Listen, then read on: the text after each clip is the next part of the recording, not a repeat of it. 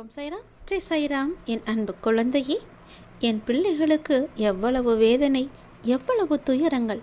தைரியமாக இரு, கவலையே வேண்டாம். இனி உனக்கு நல்லது மட்டும்தான் நடக்கப் போகின்றது.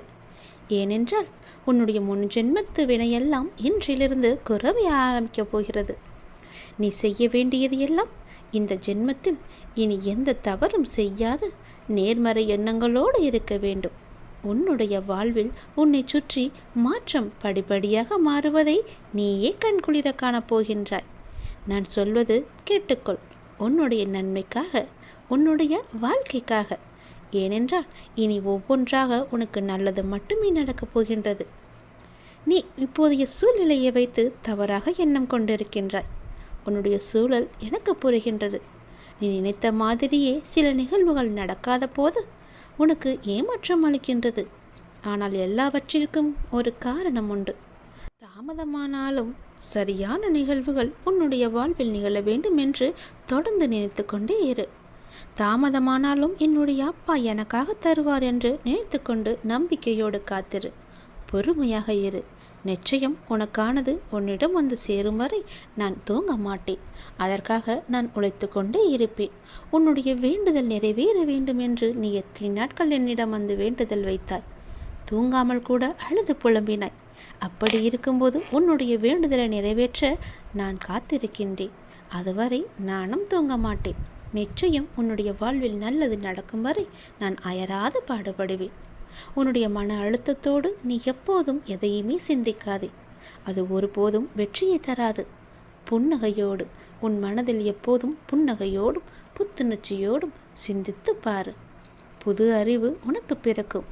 அதில் நீ வெற்றியும் பெறுவாய். வெற்றி மகிழ்ச்சிக்கு முக்கியமல்ல, மகிழ்ச்சியே வெற்றிக்கு முக்கியம். நீ எப்பொழுதும் மகிழ்ச்சியாக வைத்து கொண்டால் வெற்றி உன்னை தேடி தானாக வரும். நீங்கள் செய்வதை நீங்களே விரும்பினால் வெற்றி நிச்சயம். வெற்றி என்பது வளர்ந்த மரம் போல. விதையை தூவிய மறுகணமே மரத்தை நீ எதிர்பார்க்காதே. கொஞ்சம் பொறுமையாகத்தான் இருக்க வேண்டும். வெற்றியை தேடி பயணிப்பவன் தேய்ந்து போகலாம். பொறுப்பை சுமந்து பயணிப்பவன் நிச்சயம் தோற்பதில்லை. ஒவ்வொரு நாளையும் தொடங்கும் பொழுது நீங்கள் எதை பற்றிய எண்ணங்களால் தொடங்குகின்றீர்களோ அதில் மிகவுமே கவனமாக இருங்கள். உங்களது இன்றைய எண்ணங்கள் தான் நாளைய உங்கள் வாழ்க்கையாக மாறும். நாம் நினைப்பது செய்வது எல்லாமே நன்மையாக இருந்தால் உங்கள் வாழ்க்கை எதிர்காலத்தில் நல்லதாகவே மாறும். அறியாததை செய்வதை விட அறிந்ததை நீங்கள் சிறப்பாக செய்யுங்கள். செயலை செய்வதென்றால் உலகில் உங்களை விட சிறப்பாக செய்ய முடியாத அளவுக்கு சிறப்பாக செய்ய முயற்சி செய்யுங்கள். இன்று நீ எதை செய்ய வேண்டும் என்று நினைக்கின்றாயோ அதை இன்றே செய்துவிடு. நாளை என்று ஒரு பொழுதும் ஒத்தி வைக்காதே. நாளை என்பது நம்முடைய கையில் இல்லை. இன்றே இந்த நொடியே உன்னிடம் இருக்கின்றது. அதை சிறப்பானதாக மாற்றிக்கொள்ள உன் கையில்தான் உன்னுடைய எண்ணம் இருக்கின்றது.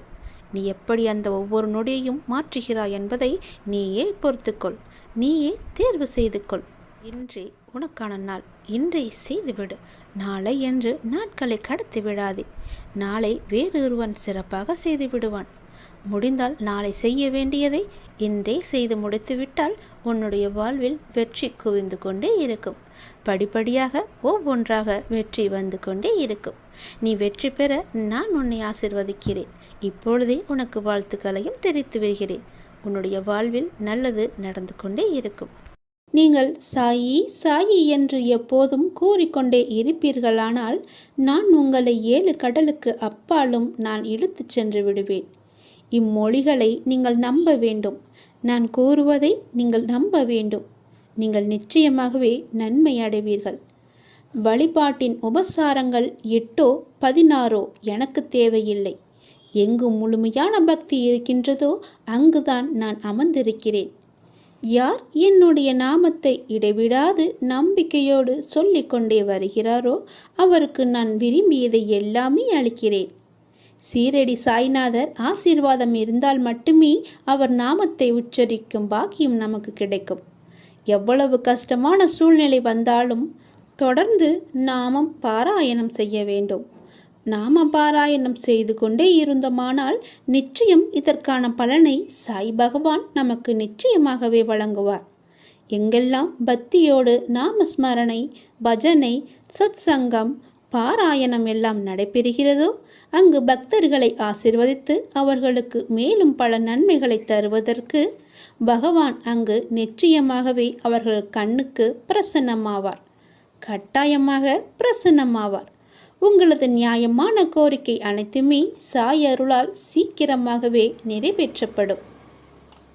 நீ எங்கு எல்லாம் என்னை பார்க்கிறாயோ, எனது ஆலயத்தில் வந்து பார்த்தாலும் சரி, உனது வீட்டிலிருந்தே உன்னுடைய பூஜை அறையில் என்னை பார்த்தாலும் சரி, ஏதாவது ஒரு ரூபத்தில் எப்படி என்னை பார்த்தாலும் சரி, உன்னுடைய கேள்விகளுக்கு நான் பதில் தராமல் மௌனமாக பார்த்து கொண்டு இருப்பதாக உனக்கு தெரியும். அப்படி உனக்கு தெரிந்தாலும் உயிருள்ள பல வடிவங்களில் உன்னோடு தான் நான் பேசிக்கொண்டே இருக்கிறேன் என்பதை மட்டும் நீ மறந்து விடாதே.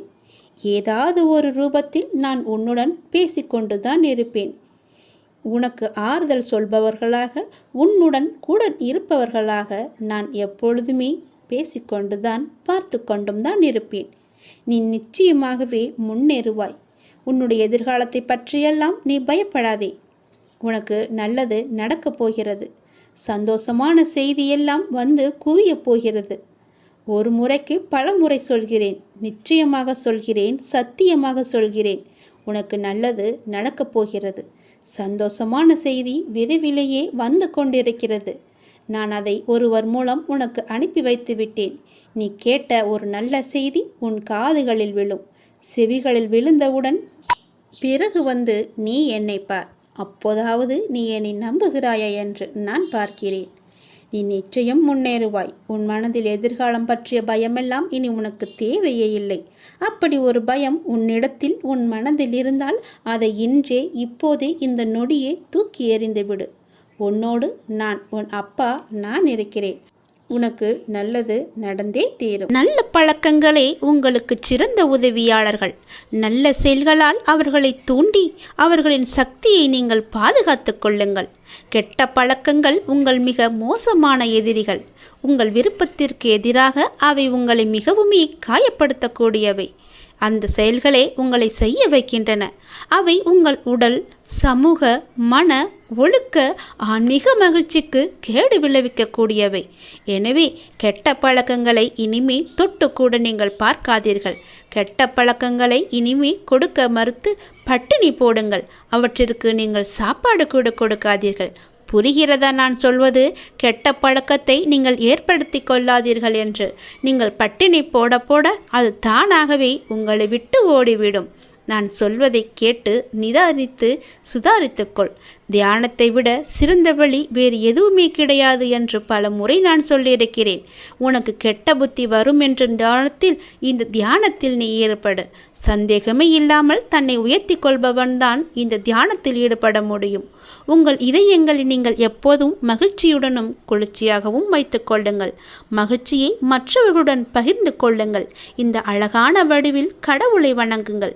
சேவைக்கு தேவையான தகுதிகளை சென்றால் கருத்தாரம், பேராசை, பொறாமை, வெறுப்பு, போட்டியால் மாசுபடாத தூய்மையான இதயம் ஆகியவற்றை நீங்கள் இருக்கிறது என்று அறிவீர்கள். நமக்கு மிகவுமே அவசியமானது கடவுள் நம்பிக்கையே.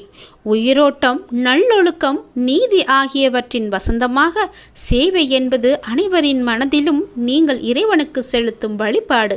நீங்கள் எந்த மாநிலமாக இருக்கட்டும், எந்த ஜாதியாக இருக்கட்டும், எந்த ஜாதி என்று மட்டும் யாரிடமும் கேட்காதே. உங்களுக்கு பிடித்த கடவுளின் வடிவத்தை இன்னொரு நபரிடம் பாருங்கள். உண்மையில் அவர் மற்றவர் அல்ல. நீ எவ்வளவு வேண்டினாலும் அவர் மூலம்தான் உனக்கு உதவியும் தேவைப்படும். நீ எந்த உதவியும் யாருக்கும் செய்யாமல் என்னை மட்டுமே நீ ஆராய்த்து கொண்டிருக்கிறாய்.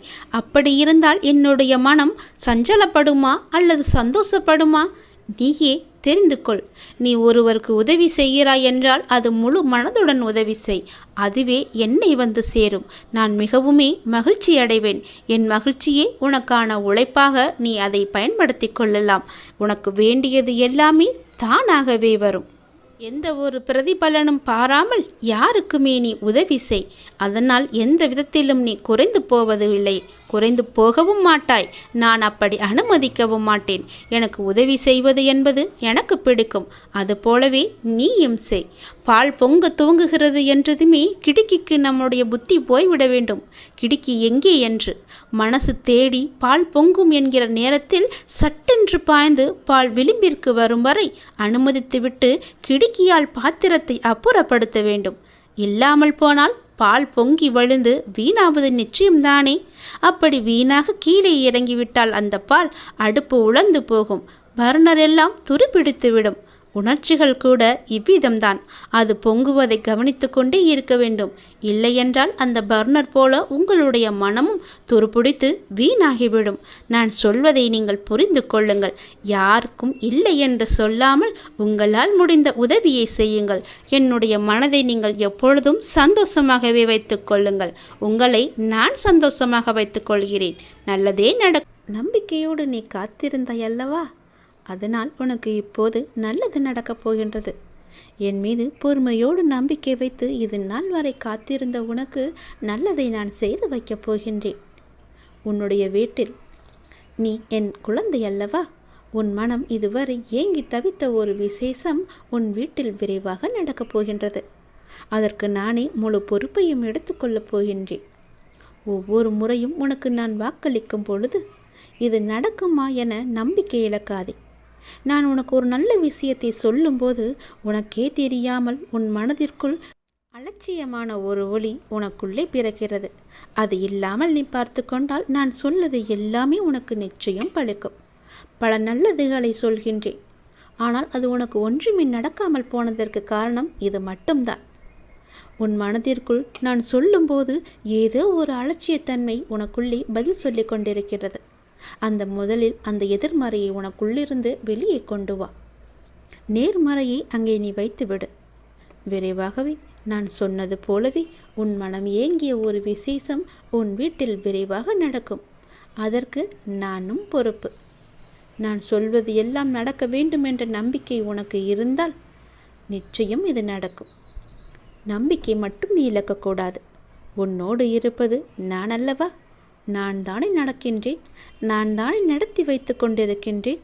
நீ நடத்தப் போவதும் நான் தானே. நான் இருக்கும்போது உனக்கு என்ன பயம்? ஏன் உனக்குள்ளே அவநம்பிக்கையை குடிக்கொண்டிருக்கிறது? அந்த அவநம்பிக்கையை எடுத்துவிட்டு நம்பிக்கையை அங்கே வை. நம்பிக்கையோடு காத்திரு. நல்லது நடக்கும். நான் இருக்கின்றேன். உன் மனதில் இப்போது உள்ள அந்த மன வருத்தத்தை உனக்கு நிறையவே கொடுத்தவர்கள் எல்லாம் நன்றாக இருப்பது போல உன் மனதில் தோன்றி கொண்டிருக்கிறதல்லவா? அவர்கள் நன்றாக இல்லை. ஏதோ ஒரு சிரமத்திற்கு உள்ளாகி கொண்டு தான் இருக்கின்றார்கள். என்னை துன்பத்திற்கு ஆளாக்கிவிட்டு அவர்கள் மட்டும் நன்றாக இருக்கிறார்கள் என்று உன் மனம் அவ்வப்போது சொல்லி சொல்லி அழுது கொண்டிருக்கின்றாய். நல்லவர்களுக்கு காலமே இல்லை என்று ஏங்கி தவித்து கொண்டிருக்கின்றாய். அது தவறு. நீதி வெல்லும், நிச்சயம் வெல்லும். தெய்வம் இன்றே கொல்லும் என்ற ஒரு வாக்கு போல நான் அவர்களை பார்த்து விட்டேன். ஒரு கை. அதனால் நீ பயப்படாதே. நீ எதனால் பயந்து கொண்டிருக்கின்றாயோ அந்த பயமெல்லாம் இனி உனக்கு வரவே வராது. அவர்களுக்கு புரிய வைக்க வேண்டிய விதத்தில் நான் புரிய வைத்து விட்டேன். ஆனால் அதற்காக நீ செலவிடும் நேரத்தை விட இந்த வருத்தத்திலிருந்து உன்னை எப்படி மீட்க வேண்டும் என்று முயற்சி செய். எந்த விதமான ஆரோக்கியமான சிந்தனைகள் உன் மனதில் எழ வேண்டும் என நீ சிந்தித்து அதற்கு நீ முயற்சி செய். யாருக்கு எதை எப்போது புரிய வைக்க வேண்டுமோ அதை நான் புரிய வைத்து விட்டேன். நீ கவலையின்றி மீண்டு வா. உன் வருத்தத்திலிருந்து வெளியே வா. உனக்கு தேவையான சக்தி முழுவதையும் நான் தருகின்றேன். உன் மனதில் உள்ள எதிர்மறையை நீக்கிவிடு. நான் உன் வாழ்க்கைக்கு ஒரு நல்ல அர்த்தத்தை கொண்டு வந்திருக்கிறேன். நீ வாழும் வாழ்க்கைக்கு ஒரு நல்ல அர்த்தத்தை நான் கொடுக்க போகிறேன். நல்ல அர்த்தம் உனக்கு வேண்டாமா? உன்னை யாரும் பெருமையாக நினைக்க வேண்டாமா? உன்னை விட்டு போனவர்கள் மீண்டும் உன்னிடம் வந்து சேர வேண்டாமா? இது எல்லாம் நடக்க வேண்டும் என்ற உன் மனதில் ஆசை இருந்தால் இப்போதே நான் சொல்வதை கேள். இது அனைத்துமே விரைவில் உனக்கு நிறைவேறப் போகிறது. ஒரு நாள் நீ சற்றும் எதிர்பாராத விதமாக ஒரு நல்ல செய்தி உனது வாயிற்கதவை தட்டப் போகின்றது. எத்தனையோ முறை உன்னை வீழ்த்தி பார்க்க ஆசைப்பட்டவர்கள் இன்று அவர்களே வீழும் நிலைக்கு வந்து விட்டார்கள். இழிவாக பொய்யொருக்க ஆசைப்பட்டார்கள். அவரே அதற்கான கர்மாவையும் அனுபவித்தார்கள். முடியவில்லை, போதும் போதும் என்று கதறும் அளவுக்கு கர்மா அவர்களை ஆட்டி படித்து கொண்டிருக்கிறது. அவர்கள் உனக்கு ஆபத்து உண்டாக்க நினைத்தும் அவர்களால் முடியாது. முடியவே இல்லை அவர்களால். இதற்கு எல்லாம் என்ன காரணம்? உன்னுடைய கர்ம பலன்கள். உன்னுடைய கர்மா அவர்கள் மூலம் கரைந்து உன் கர்மா அவர்களுக்கு சென்று விட்டது. உனக்கு நல்ல பலன் கிடைத்து விட்டது. கர்மா அனைத்துமே முடிந்து விட்டது. நான் உன்னுடன் இருப்பதை மறந்து இது போன்ற செயல்களில் இனி ஈடுபட நீ நினைக்காதே. எனது அனுமதியின்றி யாரும் உன்னை எதுவும் செய்ய முடியாது. யார்தான் செய்வது? என்ன காரணம்? வேறு யாருமே இல்லையே உன்னை சுற்றி. நல்லவர்களை தவிர மற்றவர்களுக்கும் ஏன் நான் இடம் கொடுத்து வைத்திருக்கிறேன் என்று உன் மனதிற்குள்ளேயே நீ கேட்டுப்பார். இதை தவிர உனக்கு நம்பிக்கை இல்லை என் மீது. எதிலுமே முதலில் உன்னை மாற்றிக்கொள்ள நீ பழகிக்கொள். பிறகு நடக்கப் போவதைக் கண்டு நீ ஆச்சரியமாகத்தான் பார்ப்பாய். நான் உன்னை அழைக்கின்றேன், வருகிறாயா? நீ என்னை காண வர வேண்டும் என்ற ஆசை உன் மனதிற்குள்ளே நிறையவே இருக்கிறது. விரைந்து வா. நான் அழைத்தால் மட்டுமே உன்னால் என் ஆலயத்தின் படியில் காலை வைக்க முடியும். எப்போது உன் காலடி என்னுடைய ஆலயத்தில் படுகிறதோ அந்த கணமே உனது கர்ம பலன்கள் எல்லாம் முற்றிலுமே விலகிவிடும். உன் கஷ்டங்கள் அனைத்துமே உன்னை விட்டு ஓடி ஒளிந்துவிடும். நான் இருக்கின்றேன், எதற்கும் நீ கலங்காதே. நீ எந்த நொடி எப்போது அழைத்தாலும் உனக்காக நான் வருவேன். நீ பார்த்து கொண்டே இரேன். உன்னை நான் கோபுரத்தின் உச்சியில் வைத்து அமர வைக்கப் போகிறேன். அழகு பார்க்கப் போகிறேன். ஆனந்த கண்ணீர் நான் சிந்தப் போகிறேன். உன்னை அசைத்து பார்க்கிறவர்கள் என்னை அசைத்து பார்ப்பதற்கு சமம். நம்பிக்கையுடன் இரு, எல்லாம் நல்லதாகவே நடக்கும். உனக்கு எந்த ஆபத்தும் மாறாத அளவுக்கு உன்னை சுற்றி நான் பாதுகாத்து கொண்டே இருப்பேன். நீ எங்கு போனாலும் நல்வாழ்க்கையை நான் உனக்கு கொடுப்பேன். நன்றாகவே இருப்பாய், நல்ல ஜெயமாக இருப்பாய். எதற்கும் நீ காரணம் காரியமெல்லாம் தேடாதே. நான் சொல்வதை மட்டுமே செய், நல்லது நடக்கும். நல்லவர்கள் கஷ்டப்படுகின்றார்கள், கெட்டவர்கள் சந்தோஷமாக இருக்கிறார்கள் என்று நீ வருந்தாதே. எல்லாமே கர்ம வினையே காரணம். வினைதான் காரணம் என்றால் நீ எதற்கு கடவுளை என்று கேள்வி கேட்கிறாய் அல்லவா? உன் வினையை எளிதில் கடக்கவும் அதிலிருந்து உன்னை காப்பாற்றுவதும் யார் என்று நினைத்து கொண்டிருக்கின்றாய்? நான் தானே. நல்லவர்கள் சோதிக்கப்படுவார்கள், ஆனால் இறுதியில் வெற்றி பெறப்போவது அவர்கள்தான் என்பதை நீ நினைத்து கொள்ளு. இது உண்மையான வாக்கு. கெட்டவர்கள் நிச்சயம் அதற்குரிய கர்மாவை அனுபவிக்க வேண்டும் என்பதுதான் விதி. கெட்டவர்கள் இப்பொழுது உன் கண்ணுக்கு எதிரே நன்றாக சந்தோஷமாக இருப்பது போல தோன்றும். அது எல்லாமே மாயையின் விளையாட்டு. நிச்சயம் நீதி ஜெயிக்கும். கெட்டவர்களும் உனக்கு கெடுபலன் நினைத்தவர்களும் நிச்சயம் விழுந்து போவார்கள். கர்மாவை அனுபவிக்க வேண்டும் என்பது அவர்களுடைய விதி. நிச்சயம் உன்னுடைய கர்மாவை அவர்கள் எடுத்து கொண்டு விட்டார்கள். அந்த கர்மாவை அவர்கள் அனுபவித்துதானே ஆக வேண்டும்.